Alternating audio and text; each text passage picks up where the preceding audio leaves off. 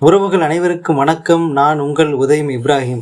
எப்படிப்பட்ட நெஞ்சு சளியையும் ஜலதோஷத்தையும் காய்ச்சலையும் சும்மா ஓட ஓட விரட்டக்கூடிய ஒரு சிறப்பான சம்பவம் தாங்க இப்போ பார்க்க போகிறோம்.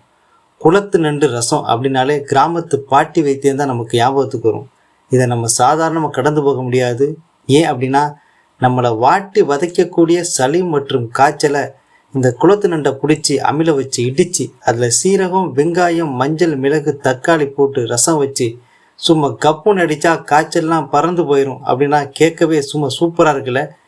இதை சின்னவங்க பெரியவங்க எல்லாரும் குடிக்கலாம். இதை கொஞ்சம் அதிகமாக சாப்பிட்டாலும் எந்த பாதிப்பும் ஆகாது. இதை உணவுப் பொருள் அப்படிங்கிறதுனால இதை கிராமத்தில் தான் இது சாத்தியம் அப்படிங்கிறதாங்க நிதர்சனமான உண்மை. இது மாதிரி சிறப்பான உணவு முறையில் தான் நம்ம முன்னோர்கள் எல்லாமே நோய் நொடி இல்லாமல் பயில்வான் மாதிரி திரகாத்திரமும் ஆரோக்கியமாக வாழ்ந்திருக்காங்க. அதை சொல்லித்தரவும் செஞ்சு தரவும் நமக்கு ஒரு பாட்டி கிராமத்தில் இருந்தால் நம்மளும் அதிர்ஷ்டசாலி தாங்க. இதுபோன்று கிராமத்து வாசனையோடு மீண்டும் சந்திப்போம். நன்றி.